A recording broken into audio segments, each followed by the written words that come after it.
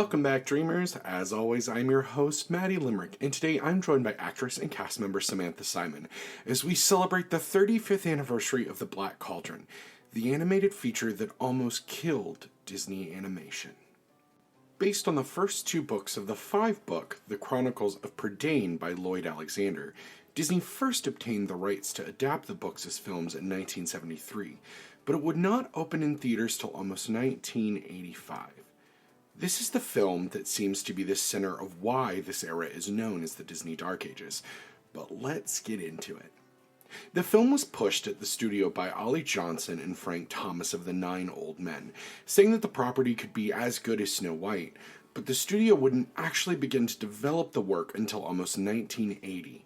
During the 70s, the studio spent time approaching an animation style that could best handle multiple storylines and well over 30 characters. So what happened? Let's buckle up. From what we can find, the first point of the issue is the constant rotating of staff and artist. Originally, Rosemary Ann Sisson and Rob Clements were brought in as writers, and Vance Gary would be assigned as the storyboard artist. He designed the characters, outlined the action with Sisson and Clements, and he designed the locations. In the beginning, the Horde King wasn't even the central villain of the film, and originally looked like a big-bellied Viking with red hair, a Viking helmet, and a mean temper. But John Musker would be brought in to the film's first director, and he had to hash out the first act. And a young, developing animator named Tim Burton even submitted artwork for the product. This version of The Black Cauldron more embraced the humor present in Alexander's books, but this didn't seem to work for the studio. 1979 would mark the departure of Don Bluth from Disney Animation after some conflict, and with his departure he took over 13 animators with him that made up over 25% of the animation staff for Disney. This would be a terrible loss for the Disney company, and we would see the emergence of Bluth's own animation studios, who would give us some of the most iconic films of the next 15 years. Around this time, production for Fox and the Hound would wrap, and Art Stevens, Richard Rich, Ted Berman, and Dave Meichner were brought over to work on this picture, and Ron Miller would quickly replace Stevens with Joe Hale. With Hale involved as producer, they could officially begin production in 1980. The more we look into this, though, the timelines from person to person get awful murky, and some of this is covered in the wonderful documentary Waking Sleeping Beauty. Because they weren't quite sure what productions to continue with. Because of its popularity, Dungeons and Dragons, it was thought that this would be a great project to continue with. Mitt Kail, another one of the Nine Old Men, was brought in to completely overhaul and redesign the movie and give it more of a Sleeping Beauty aesthetic, which is why Elanwi resembles a young Aurora. This also included making the movie in 70mm, and this would be the first movie to be made in 70mm since Sleeping Beauty. And after some confusion, because of this, a lot of the film was animated in the wrong perspective and all had to be redone. There was constant internal tension, and a script just could not be agreed upon, and a new creative team was formed, which then added David Jones and Al Wilson. And they added the second book from the Prydain series to this story. This was when Sessions, Clement, and Musker all left the picture, and Hale overhauled the Horde King to the nightmare fuel that we would see in the final film. Along with this, it was decided that the central action scene would involve a group called the Cauldron Born, and this was developed as this kind of central action moment of the picture. All of this was combined with an animation strike in 1982, fully continued to set back this film. I know it's hard to keep up without like a string chart, but stick with me because two large players are about to come onto the scene. The release of this film continued to get pushed back further and further, and we would emerge into 1984, hopeful that it could be prepared for a Christmas release.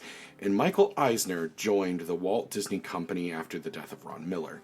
This would also see the addition of deep enemy of the pod, Jeffrey Katzenberg, as the head of Walt Disney Pictures. And at this point, both Katzenberg and Eisner wanted to quickly liquidate and end the Disney animated studios.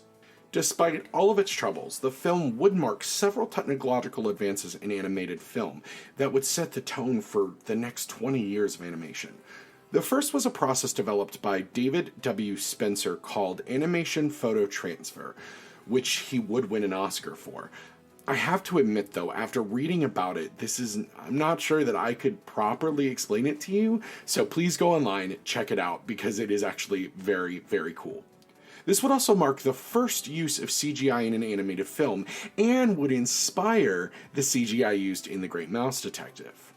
Looking at this movie now, it's kind of obvious where it was put in, but I also can't imagine this being done with classic animation, so it was a great first use of CGI. To go along with the Cauldron-born scene, the studio was also developing hologram technology that would accompany the film at every single movie theater. And as the beings emerge from the cauldron, a hologram would be projected over the animation on screen and make it appear as if it was crawling towards the audience to devour them. But this would all be cut because of Katzenberg and Eisner being involved in the production. And even though tests work, I can't imagine every movie theater in America being able to afford the hologram technology. The Black Cauldron would be the first animated film for the studio that would garner a PG rating, and after a disastrous 1984 screening, over 15 minutes of content would need to be cut in order to not gain a PG-13 rating. The screening was said to terrorize audiences, and there was no way the 1984 Christmas release was going to happen, so it became a 1985 summer release, the spot we would now know as a blockbuster summer movie. The cuts total to about 12 minutes altogether, and during this time you had to go in and literally cut frames from the film reel. But this also meant that you had to be careful, and you had to still blend them together so it wasn't jarring.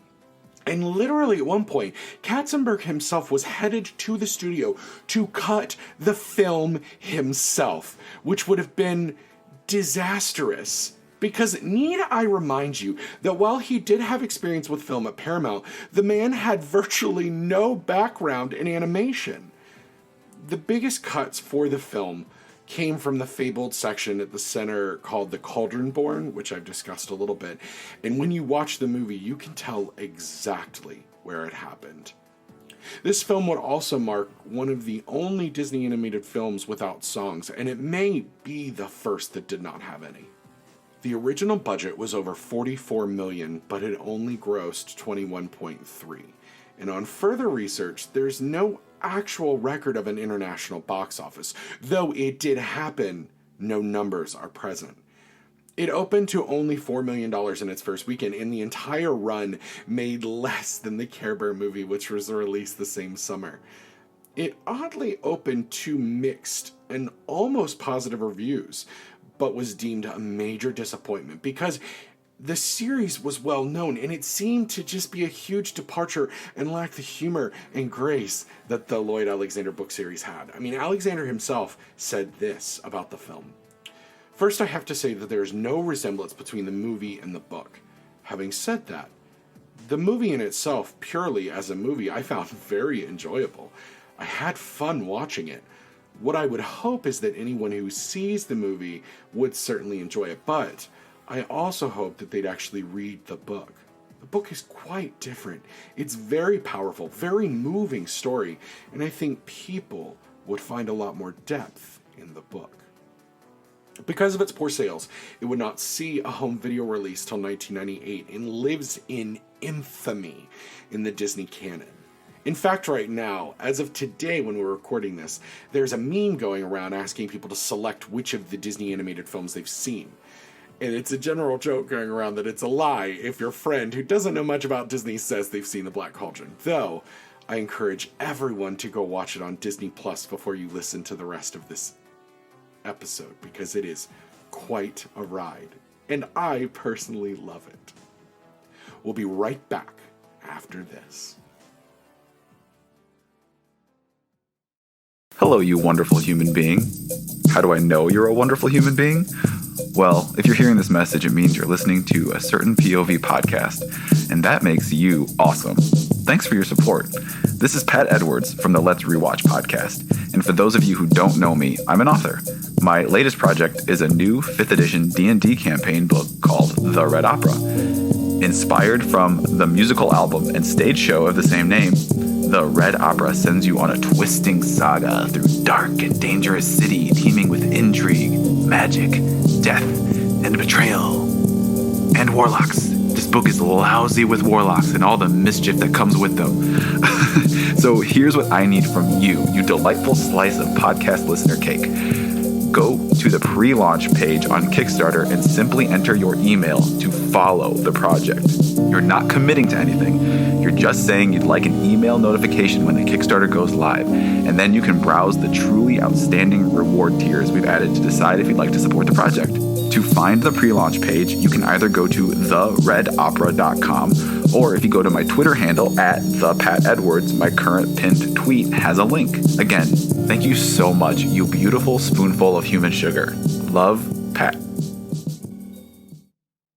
Welcome back, dreamers. I hope you all are in for the wild ride that this interview is going to be. I have one of my favorite people here, a real-life Disney princess, Sam Simon. Sam, welcome to Dolewhip and Dreams. I'm so happy we finally have you on the show. I'm just so ridiculously honored that you called me a princess, so I'm just going to sit over here and just crawl in a corner by.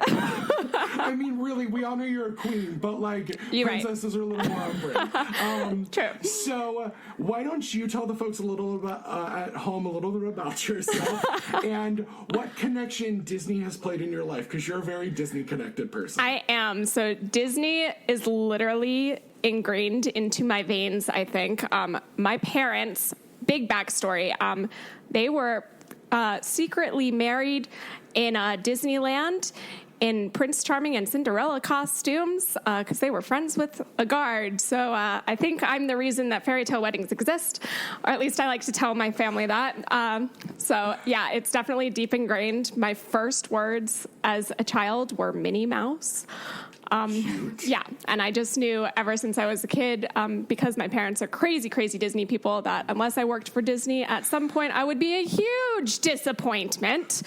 So I said, get me out of Jersey. And when I graduated college, I came down here, and now I'm a leader with costuming at Magic Kingdom. So I get to play with all of our good friends like Mickey and Minnie and Cinderella and Elsa and all our buddies. We love that. And you and I met when I was a wardrobe supervisor on a production of How to Succeed in Business at Yes. Summer Music Theater. And you played our amazing Hetty. Oh my goodness. There's never been a pirate costume that was worn quite like Sam Simon in How to Succeed. Listen, it's in my closet right now. I'll go whip it on. Let's go. There's a reason why you bought that costume at the end of the run. Listen, it's so good. Listen, you gotta have a not so scary costume, and if you've got one that's literally made to your measurements, It's true. Why not take it home with you? You're right. So I was so excited. One day you texted me an original cell that you have I do. from Black Cauldron that you got in an auction. And I was like, fucking Sam, I love this movie. It's such a train wreck. And you're like, I love this movie too. I was like, cool, you're doing Black Cauldron. And so this has been in the works for months. So this year, two things turned 35. This movie and me. Yes! So all good things, great things happened in 1985. Breakfast Club also came out in 1985. Also, the world was in shit in 1985. The world is in shit now. We're recording this from quarantine. Nothing changed. It's fine. It's a good time. So this one is infamous. It's actually a picture that a lot of even the most hardcore Disney fans have not seen. A lot of that has to do with, I think, that it wasn't on home video until 1998 because it was such a failure. Yeah. For the company, it was the most expensive animated picture that had been made at the time, and it was the first animated movie to have a PG rating, which says a lot. Yes. And I believe it was the studio's first, it was also the studio's first animated PG film. So, obviously, because it was the first. So, Sam, why do you love Black Cauldron? I just remember as a child going up to my parents' like wall of VHS tapes that they had, and I had seen Black Cauldron sitting there, and I was like, Mom, what's that? And she goes, oh, it's just, we have it. It's part of the collection. And I was like, okay, well, I want to watch it. And for some reason, Gurgi and I connect with Gurgi on like a very deep spiritual level. Like he will give his life for friendship and an apple. And I feel that. So that is why I love the movie. I think he's one of the best Disney characters. The movie has a ton of flaws, obviously, which we will get into. But Gurgi, I think, is up there. If you want a sidekick, like I'm rooting Gurgi every day. Like he'll do anything for you. Yeah. I think for me, I didn't actually see this till much later. I mean, it's probably been 20 years since I've seen this, but like, maybe 15 or so. Yeah, I saw it when I was about 20, and it struck me because I was like, this isn't a Disney movie, but it looks like a Disney movie.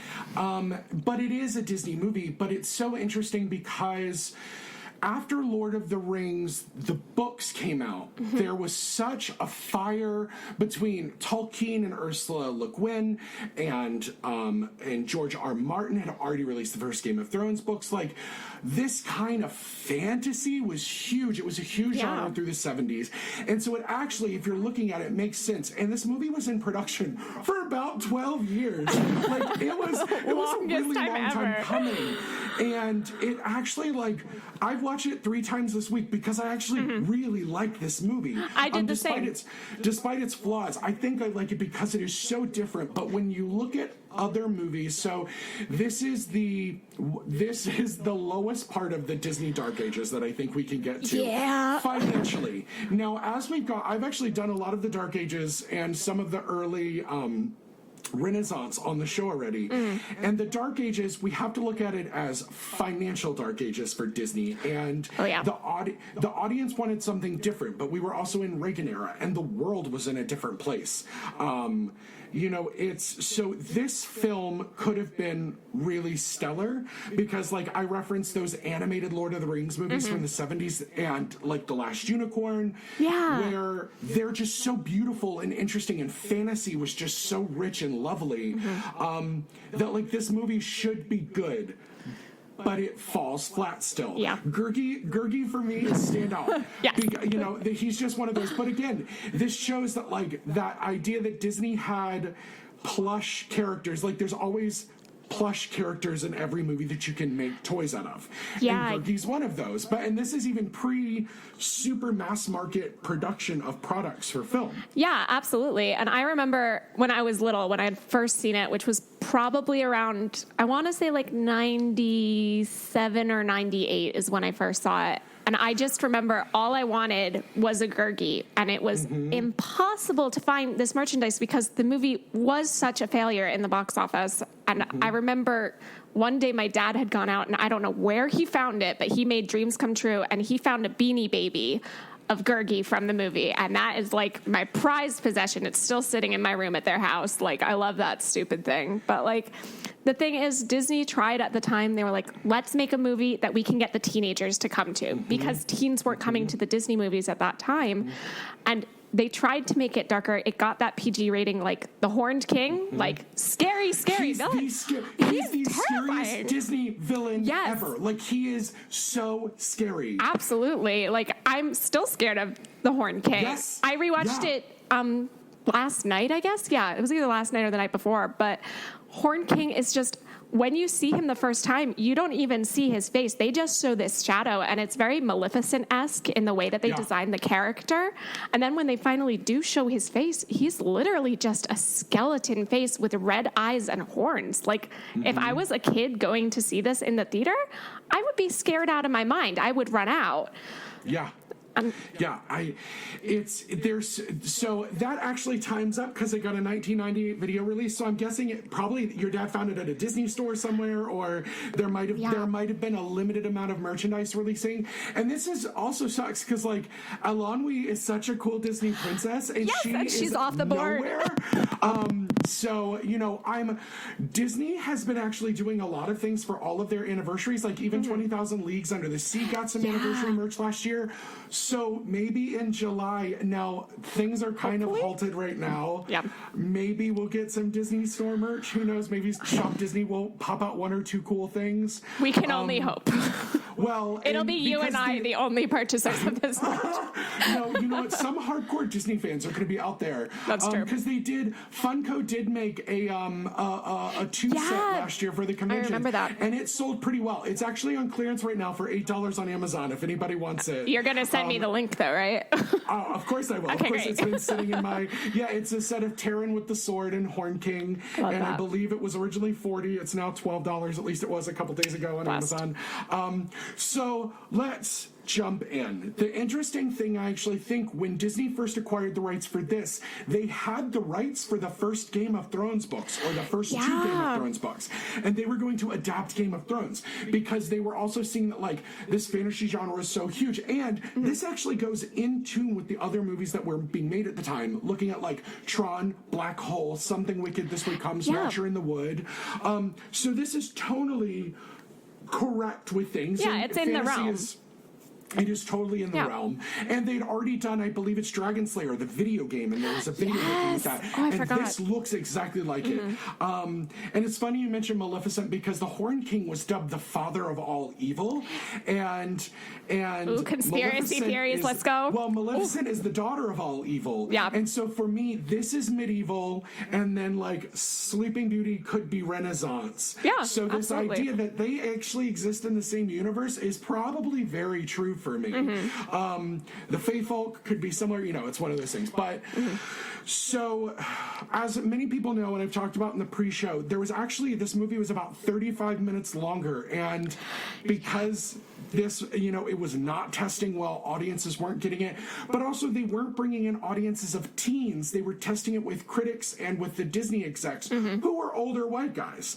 And bless Ron Miller, he pushed a lot of things during this time that he didn't need to, but God bless him, we only got a lot of these movies because of him. But I guess so. Let's talk about things that work for us first, and then we'll talk about things that don't work. Because I always think leading with positive, because there is so much good in this movie that makes it so watchable. The one thing I will say, it's only 80 minutes. It feels way longer than it feels like a 2-hour movie. I watched Harry Potter. 2 hours. So I literally understand now why they went and we went, oh, we need to cut things. And now the problem with this is when you cut things during this time, it was on film. So they found it, they put it up to the light, and they snipped, and literally put it back together with Scotch tape. Yep. And you can tell. You can tell. And I think that is the biggest issue with this movie. So we'll get to it. But things we like. You go first. Show me some things that you love. Things I love. I love that this movie is not a musical. I love that they went off the beaten track with that, because I feel like if we had Ilanwi singing a song, "Oh, my little bauble," like that would be really weird, and I wouldn't be so into it. I really appreciate the fact that they continued the pattern of like having that magic and that mythicality throughout. Like, what other story do you know that has a psychic pig or dragons and fairies? And then we got those 3 witches, which I'm sure that we're going to dive into later. They work. Yes, we are. You want to talk about things that work. They work. Oh, yes. Yeah. But I mean, it's just, they did have that continual line. They kept the theming throughout. I think it's just because they were trying to go, like I said, for that teenage realm, which they hadn't really done before. And because they were literally snipping things out on the cutting room floor, I feel like there's a lot of stuff that, like, if we had seen those cut pieces, we would understand a lot more in the story. Yeah, and I think now we've had 3-hour Lord of the Rings movies, 3 of them. Yes. 6 of them really with The Hobbit. We've had the really, we have 2.5-hour superhero movies. Yeah. It is now not out of the realm of possibility for us to actually sit through a 2.5 or 3-hour animated film, especially in this genre. So I think now it's really hard to look at this from like future sight and know, but because then they also were just trying to keep the company open. So for the fact that this movie took so long to make, took so much money, and then it got back not even half of that worldwide, because like we're talking, they stopped keeping track at one point. It cost, so it was like $25 million to $44 million budget. It cost them about $44 million. When all was said and done, and that's pre-marketing, that's pre-everything. And it didn't even get international release. It only got a domestic release for $21.3 million.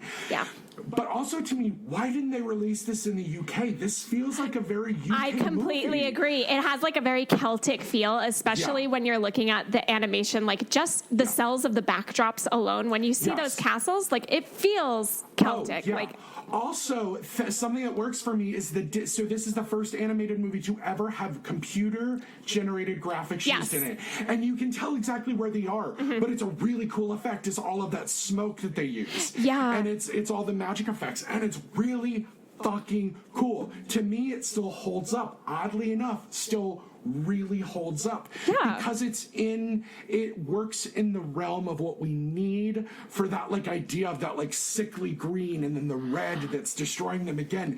All of the things coming in out of the cauldron, I think being able to do that weird digital overlay was so cool and really worked. It was so innovative for the times as well, because I don't think it would have worked if they didn't have the computer generation, like especially for the end when the Horned King is getting dragged back into the cauldron and you see his face like literally ripping apart. I don't know what's ripping apart because he's a skull, but I guess he's something else there too. But I think that it really added a lot to the film, and I appreciate the fact that we can tell when it happened, because I can only imagine when this first came out, people going and being like, what just happened?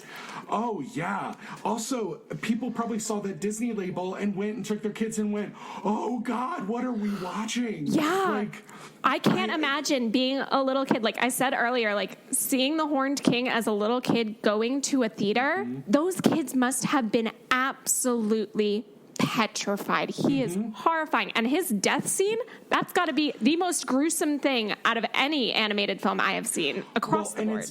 It's very on brand with like Indiana Jones, which I believe had come out at this point, because you literally watch someone melt in that. But so it's one of those that it's of the time we were getting slasher movies, horror as a genre was stepping up.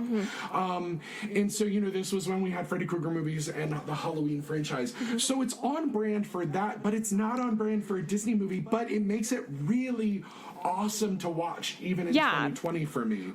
It's just nice to see something different. Like you don't want it to all be the same. And like, I love Oliver and Company. Don't get me wrong. That came out about the same time as this. Yeah, 2 years later. It's such a deep contrast. And thank God for Oliver and Company, because that brought us back. But that's a whole nother story. To think that we had a year off and then we got Great Mouse Detective, then Oliver and Company, and then Little Mermaid. It's the difference that 4 years and like a change in leadership can do. And I don't think we would have had that without Black Cauldron's failure. I don't think we would have had everything.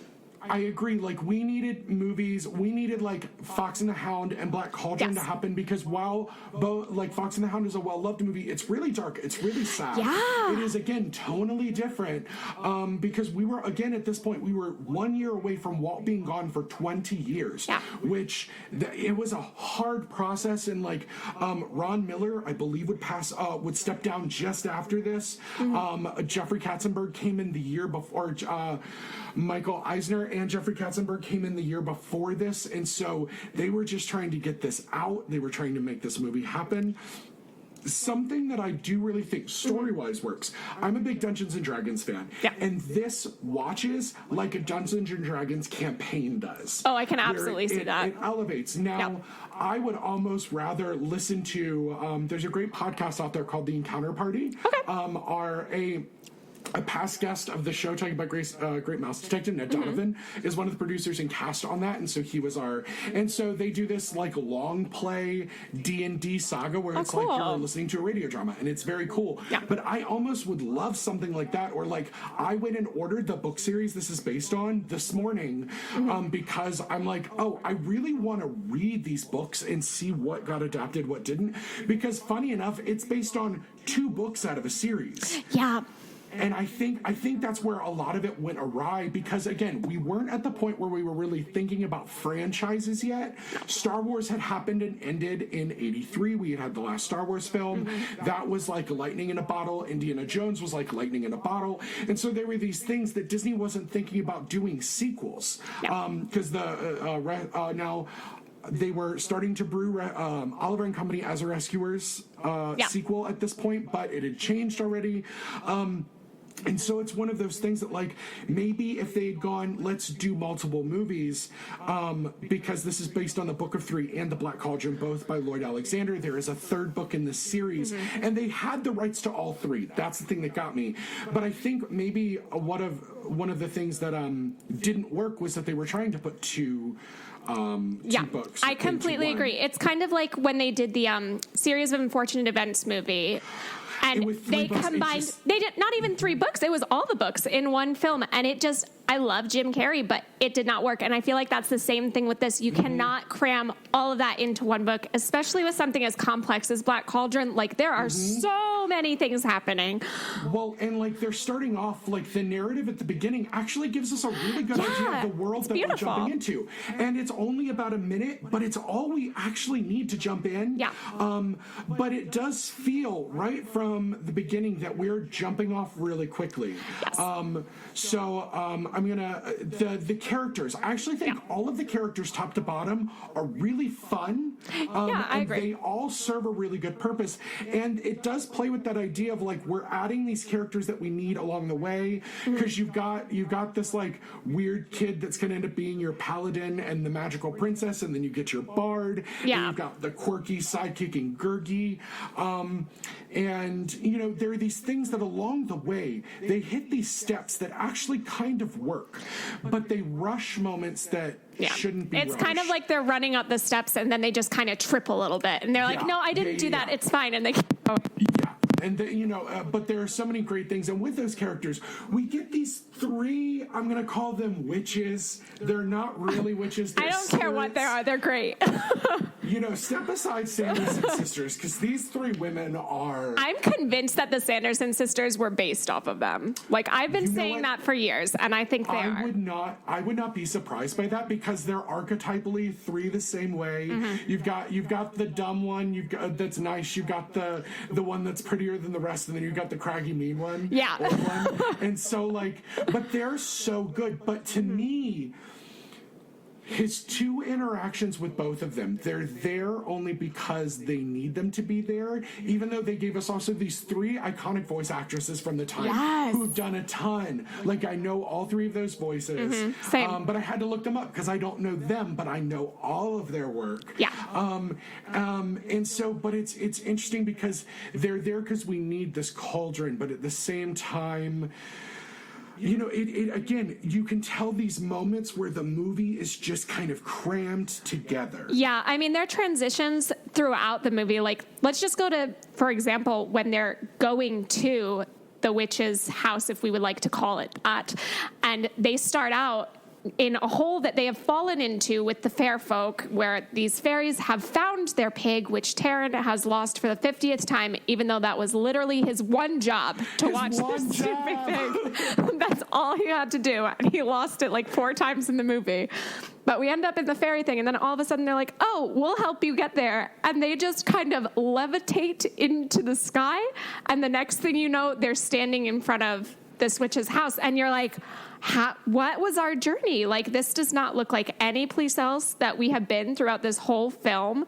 How did we get here? It's very confusing, and that's not the only transition. It happens throughout, so it's really a lot. When he ends up in the dilapidated castle of the Horn King, is like, and you've got all of the like vagrants, and my favorite little goblin in the whole world. I love him so much. Oh my God, Creeper's so funny.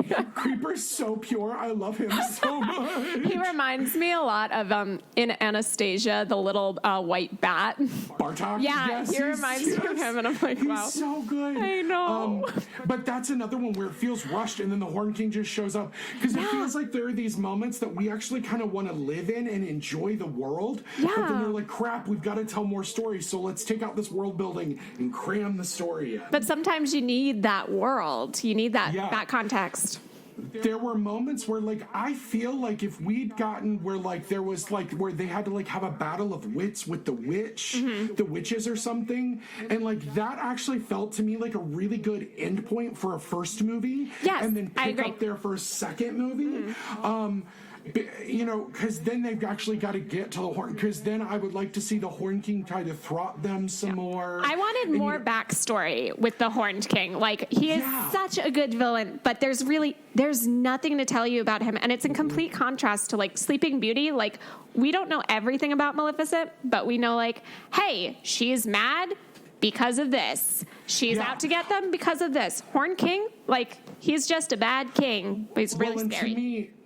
To me, because I guess it's because I haven't read the book and we're working with a source material. To me, it feels like he should be connected to the cauldron other than just an evil king was turned into this cauldron and that's how they're going to stop this evil guy.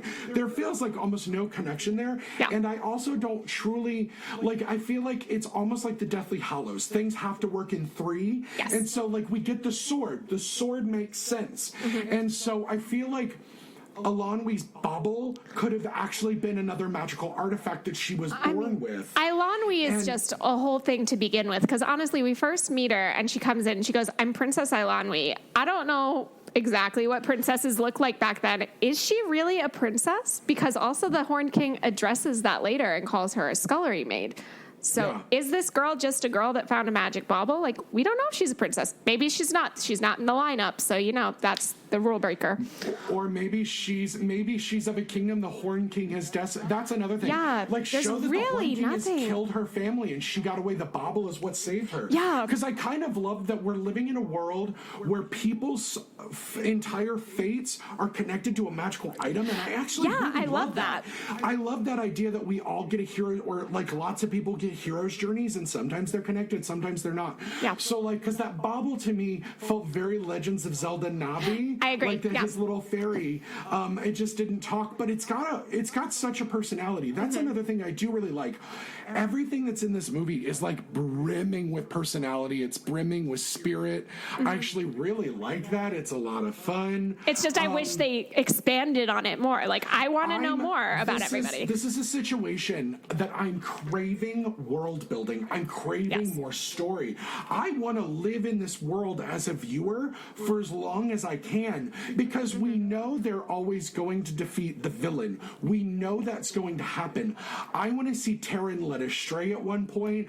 And again, they're working within a genre, so Eilonwy only has as much agency as women in fantasy had, which sucks. Yeah. But it explains why. But I also would love to see that either is she legitimately crazy, because I would love to see that, like, maybe she's a young witch who has all of this power. That would not surprise me. And she's a little cuckoo. Yeah. Or is she actually the only one left of a kingdom, and the only thing that kept her safe was this bauble? And is the bauble like the spirit of a witch or wizard that is keeping her alive? There are all these things that, again, I haven't read the books. I would love to hear from any of our listeners. If you've read the books, I'm going to read them soon. Maybe I'll do an episode just about those, because, its adaptation is such a weird thing. I point to Percy Jackson when they had such great book series, or the series of Unfortunate Events before the Netflix season. They had such great source material to then run in another direction with it that just didn't work. And so, that's a lot of those things, but a lot of what I love is intrinsically tied to what, and I don't hate anything about this movie. No, not at all. I'm just disappointed. And to me, I think every issue I have with this is deeply connected to, we can see where it was just chopped out of thin air. Yeah. And it's very obvious when they do have those chops, like, you can tell. I remember when I was watching it last night or whatever, there was a point where they had just gotten the cauldron, and then all of a sudden, if you watch really closely, if you blinked, you wouldn't see it, but the screen goes black for half a second, and you're like, how did we get over here?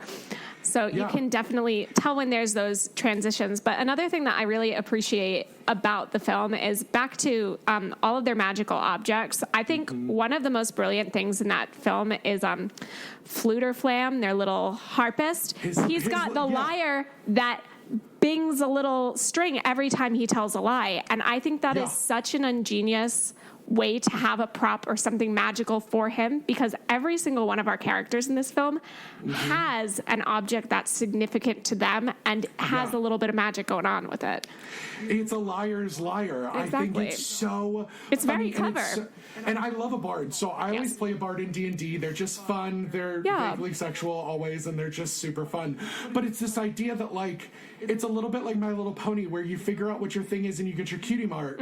Everybody's got this thing, and so he's a bard, and he's this kind of old, wizened guy, and he's kind of useless, but like everybody needs bardic inspiration. Yeah. So, but it's that idea of what happens when you're hoping the liar is always going to be able to tell if someone else is lying, but it's telling if you're lying. Yeah. You're so right that it's this brilliant little thing that actually didn't. It's funny in the moments, but it could have served a much bigger purpose for them. Absolutely. But I love how he's introduced. I think he's introduced at the perfect time. He's like, we need this perfect little team. Something else that I just love. It's the pig. I always forget her name. Henwin. Oh, my little nugget. She's the most glamorous pig that's ever existed. I'm sorry, Miss Piggy. But can we talk about her eyelashes? They designed her with those like beautiful eyelashes, and I know why they did it. It's because often we don't spend a lot of time close up on an animal's face. They went in on her face the whole time. There's so many close-ups, especially when her little nose is in the water dish to do her little magic things. Like, she is beautiful. She's so well designed from an animation standpoint, and she's consistent throughout the film, which I really love. This movie is so beautiful. It's so rich and lovely to watch. It is part of a genre that's outside anything Disney had done, which I love, because Disney had redefined fantasy as a family and kids genre and made it accessible to small children, so they didn't have to read those super dark fairy tales, which I love. Yes. And which is funny that Into the Woods eventually would come full circle back to Disney, and Disney made the Into the Woods film. Yeah. And so they kind of reclaimed that. But you know, it's one of those things that again, there's so many right decisions that were made along the way, and you can tell the time that was made. There's another big moment, and it's the fight with the Horn King's horde, because he's making these terrible living dead that even like his actual living horde of barbarians are afraid of. And like, it's just kind of done very quickly because they just Gurgi jumps in the cauldron, because you can also tell, I know that's where a big chunk of because that was deemed as too scary, and it was a ratings issue, so they kind of went, cool, we'll just take a chunk of this battle out. And I know that battle was 5 or 10 minutes longer, which I would have loved to see. I would have loved. I know it's not possible because we know those cells probably literally went in the trash. Absolutely. They were in a recycling bin. And so there's no way we could get a restored version of this movie. So we'll talk about that. Just that. I'll put a pin in that. We'll get back to that. We'll save that. We'll talk about that. But again, there's so much good. But I think I'm gonna pinpoint. I think where the biggest issue was, where a lot of this started. Okay. There were 1, 2, 3, 4, 5, 6, 7, 8, 9 writers that came and went on this movie. Yep. And it's story by, which is a very cryptic way of saying so many people touched it. Because at Disney specifically, you'll have people that will develop they'll develop the non-narrative plot. They will develop this, and then they have a storyline developers, and then they actually have the script developers. So you have all these people who physically touch it and develop how the story is going to happen before the writers sit down. And we've had storyboarding and things. And so along this way, and some of these people were like a who's who of Disney, but a lot of them were really well known to the comic books and to the fantasy genre. And so again, all of that should have helped. But it's like too many cooks in the kitchen. Like, they need to stick together. And by the time you've got more than 3 people writing on that, you start losing this and you start losing this. And by the time you know it, you've got 20 different storylines, which is what I think we really do have in this movie, which is really unfortunate, because I would love to know what the first version was like. Yeah. or I would have even loved to have seen early scripts, because again, they worked on the script a lot, and because we know most big movies have the main A plot, they have a B plot that affects the A plot, and then typically there's a C plot that solves itself somewhere along the way. And in this, we actually have an A, B, C-ish plot with like a D, E, and F on the side. You got some D, you got some E, you got some F, you got some G. You got a Z over there too. The problem is they do what sometimes an unsuccessful D&D long-term campaign will do. They will keep introducing characters before you've alleviated the use of other characters. Yeah. And so like the fairy folk were introduced literally just to get them out of a hole. And where the fairy folk, I feel like were probably a much bigger thing. Or I feel like they could have found a third object or a fourth object. Maybe it was this idea of like a pentagram where you needed 5 objects. And maybe that was 5 beings. Because I feel like at that point, one of the fairy folk should have gone with them. There should have been like a young fairy warrior or something that they did have the one fairy, the little, he reminds me of Grumpy, and he brought them to the witch's place. He went along with them. But I mean, I would have loved more. Like, I think one of the cutest characters in that movie is the little fairy in the pink dress, the little girl. She just has the cutest little voice, and I'm just like, where have you been this whole film? I love you. Or like, I feel like they should have been around earlier, because I'm going to say something. I'm going to say something that I also think might be the root of a lot of the issue. Taran is so unlikable. Yes, I do not hate him. root for him at all. It's like Jen in Dark Crystal, because this has a lot of the same issues that Dark Crystal has. Don't kill me out there, but like Dark Crystal, for me, it's visually stunning. I will never watch it again because I fall asleep. That's how I feel too. And it's one of those things where, so then we get Elanwi, who's a little sassier, and so we like her. But again, Elanwi also kind of unlikable, but a great character. And so it's one of those things that like they make the old white dudes interesting, and then they make the magical people interesting, because then you get Gurgi who's thrown in. With Gurgi, you cannot tell me that he's not Gollum from Lord of the Rings. I want Gurgi to have his own movie. I want Gurgi to get his redemption for the world. I want Gurgi to have a short film called Munches and Crunches, where all Gurgi is doing is... Listen, I'm here for it. Wait, can we bring Gurgi to Epcot for food and wine? Maddie, I know what we're doing this fall. Gurgi and Figment, Gurgi and Figment. Oh, Maddie, so let's go. But, it's one of those that it's just... I don't care about rooting for him. I'm rooting for that world because I never want to see a world get pulled into a demonic wasteland. Yeah, absolutely. And also, we're recording this in the wake of the protests and the fact that we're living in a violent police state. And so, like, so much of that is actually evident in this, and it's evident in a lot of fantasy because true life reflects art. And so it's one of those things that, like, I hate this idea of this, like, demonic evil dictator, as cool of a villain as he is, like destroying this world. And so it's one of those things that like I want to root for our heroes, but other than Gurgi and being sad that Gurgi throws himself, but like also I remember the first time I'm seeing this, I was like, we like Gurgi way too much for him to live through this movie. And that is something, I mean, granted, like, I'm a purveyor of Disney content, and so it's one of those things that, like, we always know there's going to be some problems in a Disney film, and someone's going to die, or there's going to be loss of someone, but, like, you kind of want it to be Taran. Like, I kind of want Taran to die in this. Oh, yeah, when he's going on the cliff, I'm like, please jump. Please go. Well, I feel like it's his hero's journey that he does. Yeah. That, like, because the Black Cauldron, and something that I also, it washes itself back up at the end and the 3 witches take it. But, like, I feel like it shouldn't just be in order to vanquish a darkness, it also needs to vanquish a light. Like, there's always this idea in magic or power that there needs to be balance. I feel like it had to take Taran with the Horn King.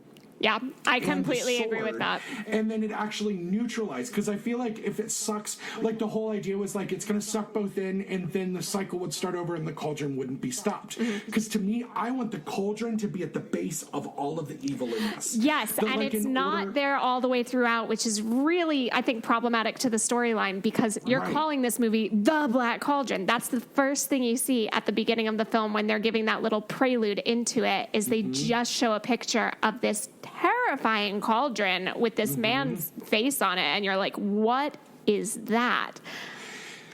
See, I wanted that, like, I wanted the cauldron to be tied to like a hell god, and so this evil king was so evil that it separated himself into this he was trapped in this cauldron, and and so it's one of those things and then the other half of him became the Horn King, or this hell god needed to get out, and so that's why this cauldron existed. Yeah, but there's really no connection. It's just the Horn King. No. All they say is he wants to get this cauldron to bring back the army of the dead. Okay, but how do we know about that? And then you flash forward into the film, and I don't know if you caught this, but at one point, my Roomba's talking to me. Hello, Roomba.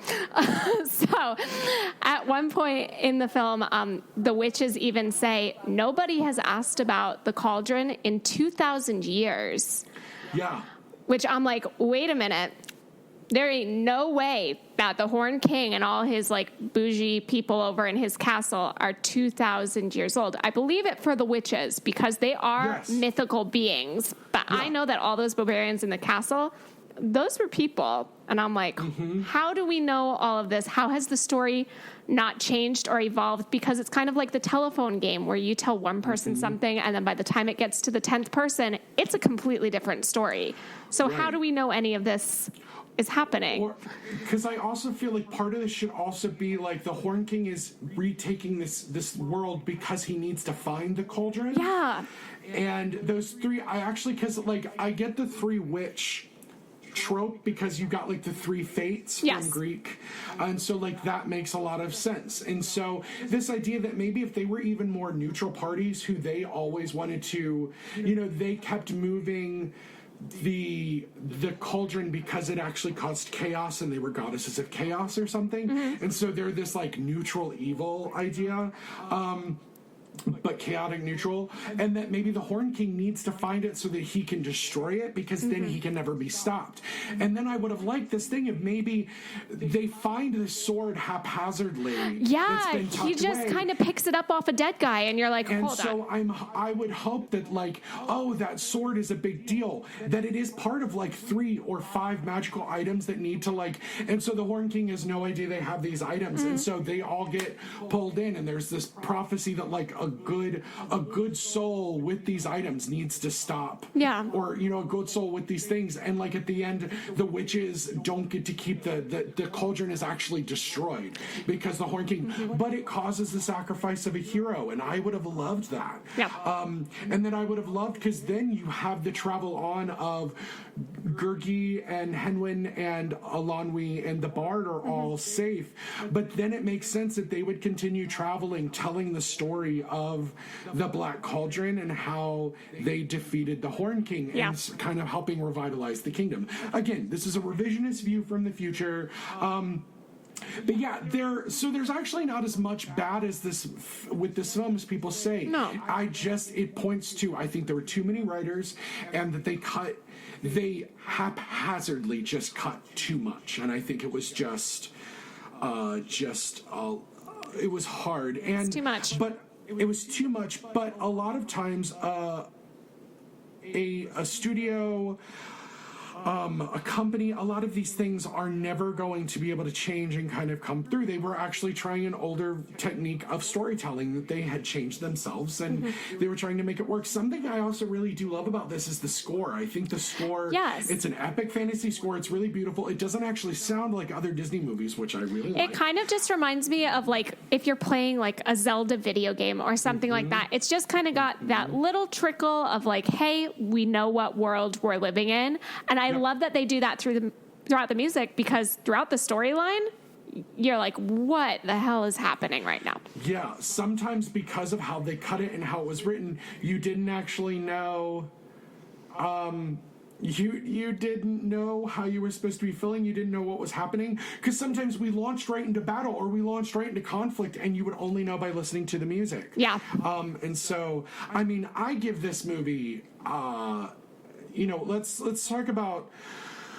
It has continually been reviewed since it came out, which is good that people continue to review it. And now that it's on Disney Plus, I recommend everyone going to watch it. If you've never seen this movie, definitely don't show it to your kids, tweens, teenagers probably. But like, this is one that I say everybody go watch. But like, it got a really, really rough. Yeah, it was a rough start for this movie, but I feel like it's kind of made that resurgence. I'm appreciating for that for the 35th, they did come out and they released the DVD of it again. And I'm like, Yes. Get it out to the public. Like, even though it was a huge failure, I feel like it's a really important stepping stone for the Walt Disney Film Company, just in general, because I truly don't think if we didn't have this, we wouldn't have gone on to have movies like Little Mermaid and Beauty and the Beast. Like, we needed this failure to show us what didn't work and to prove what does. And I think this movie actually laid the pipework for movies like Pirates of the Caribbean, some of these other epic movies that we got. Again, I think if they had just had franchise vision then and maybe focused more on, because I think they could have put 3 movies out. Like, if you thought about if they'd worked at all 3 continually, worked on them at the same time, they could have feasibly, for only a little bit more money at that time, and probably having to double it. But then if you'd release 3, but and again, that's us looking with future sight. But what's interesting for this movie is, so Rotten Tomatoes is a review aggregator, and it puts all of them together. It was actually only reviewed by 31 critics over its total existence. Excellent. And it has about a 55%. Now, they do have some really interesting things to say. And so this is from 2018. It's from the Washington Post. Paul Asantio. He said it's technically brilliant, though short on narrative, which it's what we've been talking about. I agree.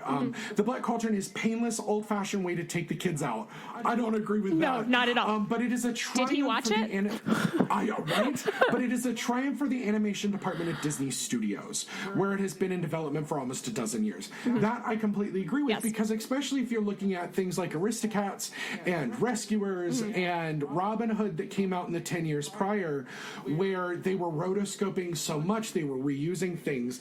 And that's honestly, to me, this is not any barer on plot than like the Aristocats or Robin Hood. Yeah. It's just, they just use their bare plots better than things.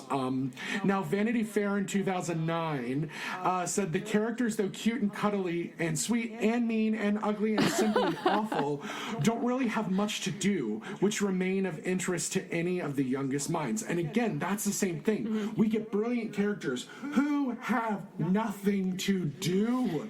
They are on an epic journey. And Chicago Reader felt that it's quite good, though by the impossible standards that the film set for itself, it was inevitably always going to fall short. And again, same thing. That's the thing, is it's what's interesting is Roger Ebert, back in 2000, for the 15th anniversary, actually reviewed it, and he loved it. He gave it a 3.5 out of 4. How kind! Which is huge for him. Wow. He hates everything. And he said, by the end of Black Cauldron, I was remembering with something of a shock of nostalgia the strength and utter storytelling conviction of the early Disney animators. The Black Cauldron is a return to tradition.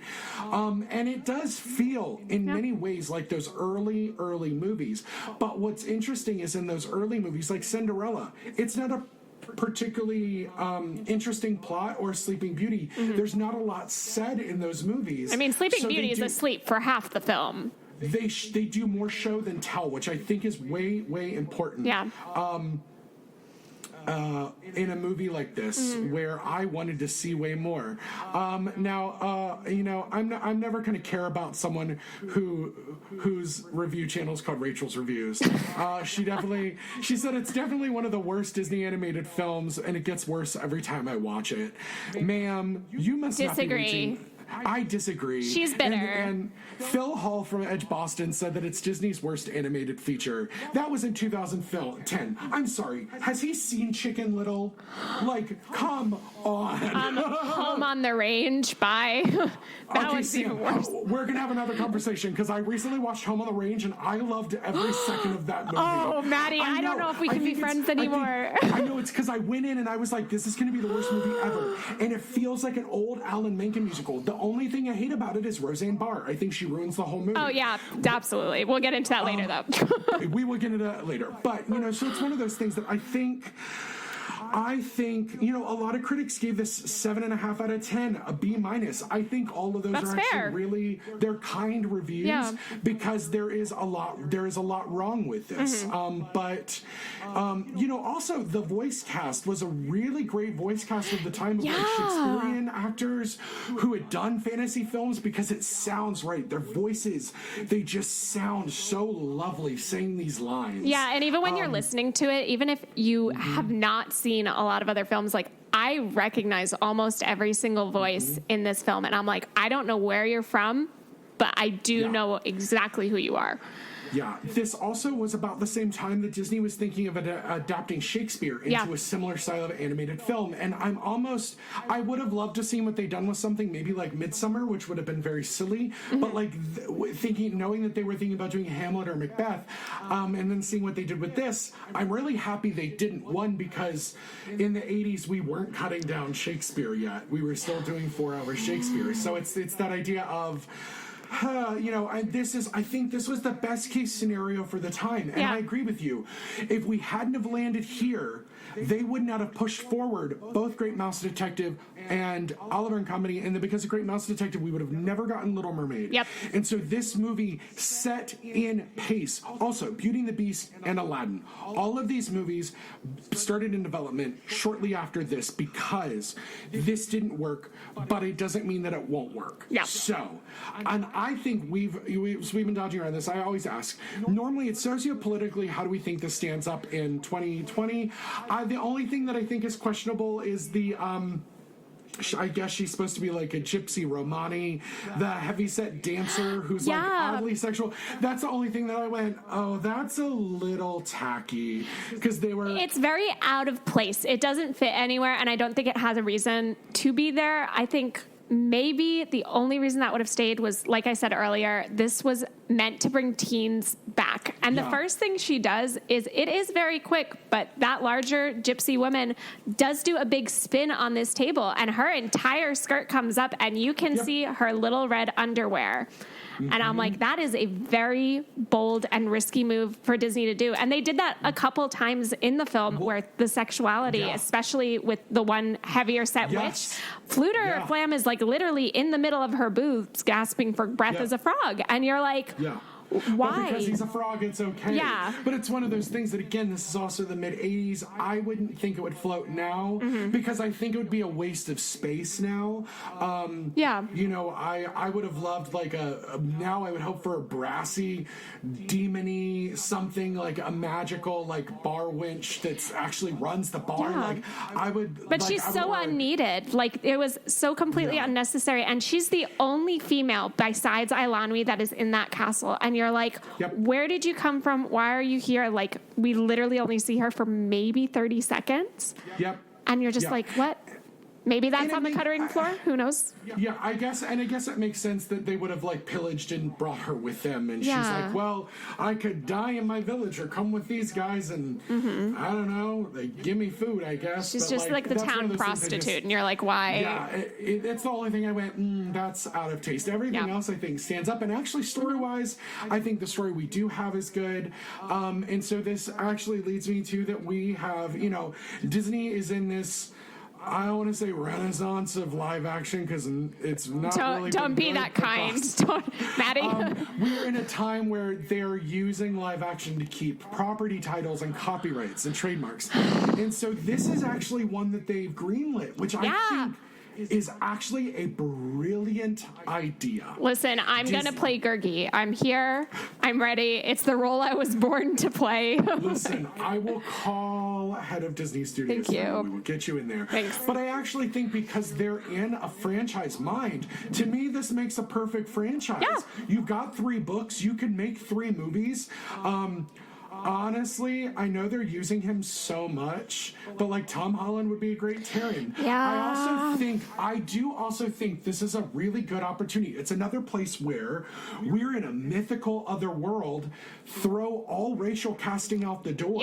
Throw it all out, and like, give us some give us some really interesting, amazing actors who are all from different ethnic backgrounds. I would love like Idris Elba to do Horn King. I think that would be an incredible casting. I would love to see that. Like, Idris, if you're listening, hi. He could make up for that McCavity debacle. No one wants to talk about that. We're not going to talk about cats. I have a lot of feelings. Yeah, but like you've got so many good, like a Jonathan Pryce would be a great Flimmer Flam, and like there's so many good things that like, and age up Tarwin and age up Alanwi a little bit, and like make this fairy folk fun. Like this could be really, really cool. This could be real. So this is the one out of like, because it was within a couple weeks they announced this Treasure Planet, Atlantis, and Hercules. And out of all of those, the only two I actually really want them to make is this and Atlantis. I think are both really great choices. But again, it's because we're at a point where they could visually build this world. And my only thing was they need to keep someone like Tim Burton away from this movie. Yeah, no, don't let him touch this. So they've been developing a relationship with Guillermo del Toro because he's supposed to do the new Haunted Mansion movie, which makes a ton of sense to me. But this also seems like something that's in his realm of possibility, and I think it would be a really awesome trio of movies, and I say let's move forward with them. They need to do them, but they need to do 3. They need to go in knowing they're going to do 3 and expand the story. Give us the story that like that original writer had written. Like, give it to us. I think if they didn't, it would be worse than Beauty and the Beast, in my opinion. So that's the thing. If they tried to remake this movie the way it is and they green screen it, that's the thing. I also want to see them make a lot of practical sets. Maybe green screen the background. I want them to go out to Scotland, go find a dilapidated castle sitting out there. Like, I'm sorry, there are 500 million. You put the Horn King over in Scotland, I'm in it to win it. I'm here. Or even go use some of those Lord of the Rings sets that are still in New Zealand. Yeah, absolutely. Because my thing is, if Lord of the Rings and Game of Thrones, if Game of Thrones can do it on a TV budget because their sets always looked killer. Yes. So like, and I think we didn't really talk about it, but design-wise, I think this movie looks just like a medieval storybook looks, and I think it looks beautiful. stellar. And the ending credits looking like a book are so beautiful. I think it's so great.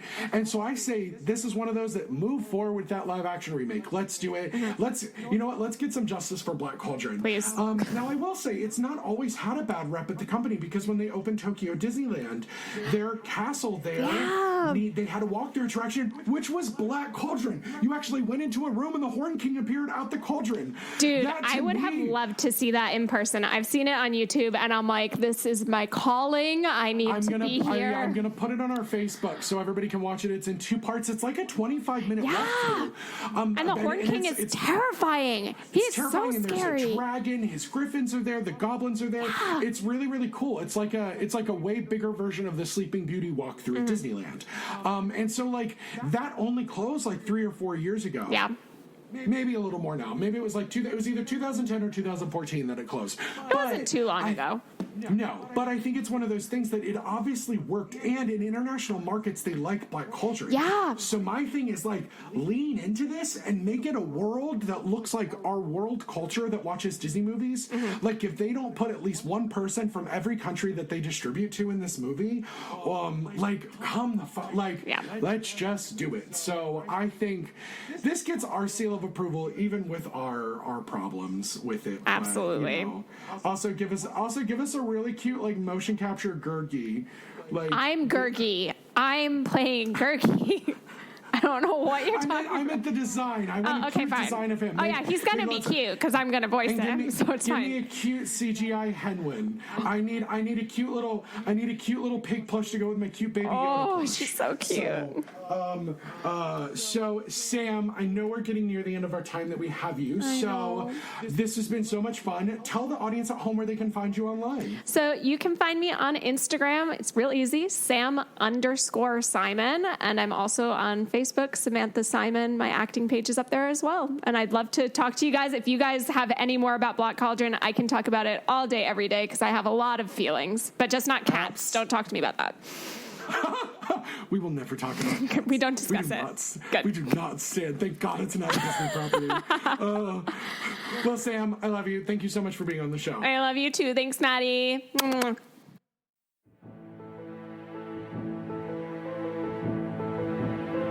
Can you believe we've been friends for 7 years?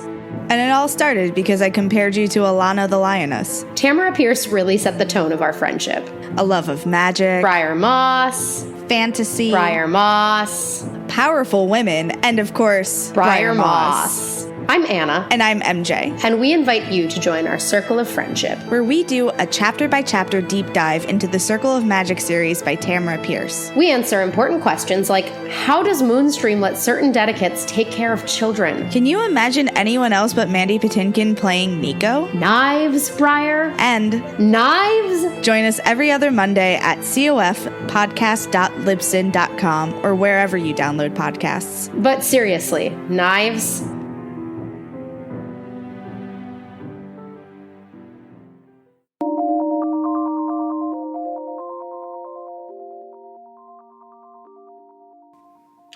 Thank you, as always, for listening to the Dolewhip and Dreams podcast. June was Pride Month, but because of COVID-19, Pride festivals and marches from all over have been canceled. So we here at Dolewhip and Dreams, it's Pride Summer. On our Teespring, we have some fun Pride items that we are selling through really quickly, and they go all the way through the end of August, and all proceeds will go to the California Center in New York, as well as the Center for Transgender Equality.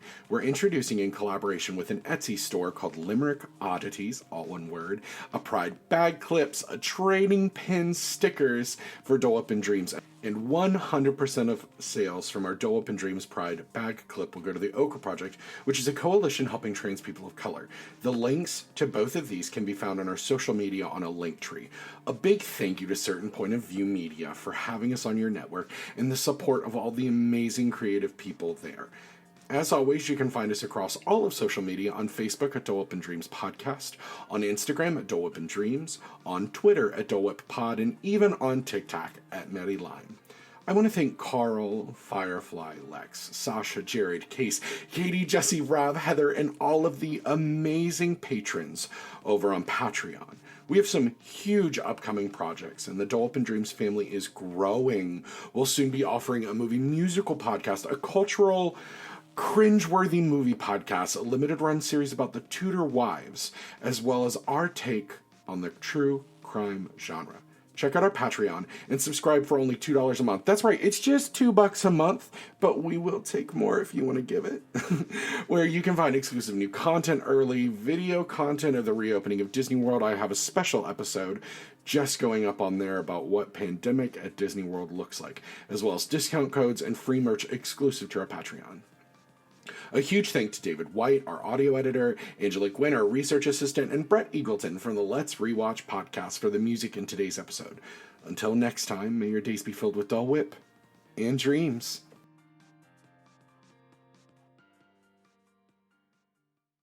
CPOV. CertainPOV.com.